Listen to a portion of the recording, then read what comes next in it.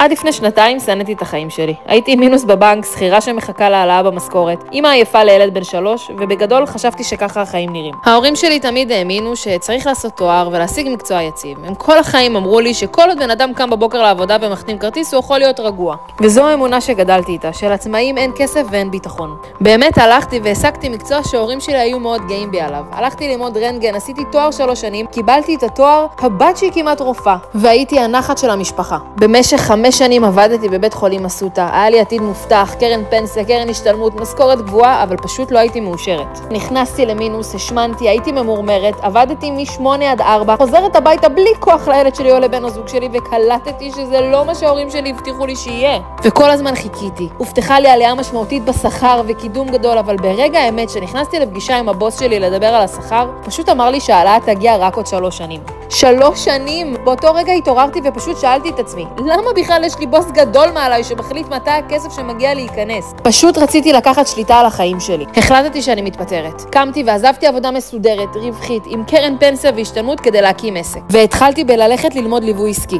היום אני מנטורית להתפתחות אישית ואני קמה כל בוקר לעבודה עם סיפוק אמיתי. הכסף שנכנס תלוי אך ורק בי. אני בוחרת את שעות העבודה שלי ואני מבלה עם הילד שלי כמה זמן שאני רק רוצה ובוחרת. הוא מקבל אמא מאושרת והבן זוג שלי רואה כמה אני בהגשמה. החיים שלי השתנו מהקצה לקצה. היום כשאני נזכרת כמה זה היה מפחיד אז, וכמה זה משתלם לי היום, קל לי יותר לעזור לאחרים לעשות את הצעד הזה שהם כל כך מפחדים ממנו, ולהשיג את החיים שבאמת מגיעים להם, כמו שאני השגתי.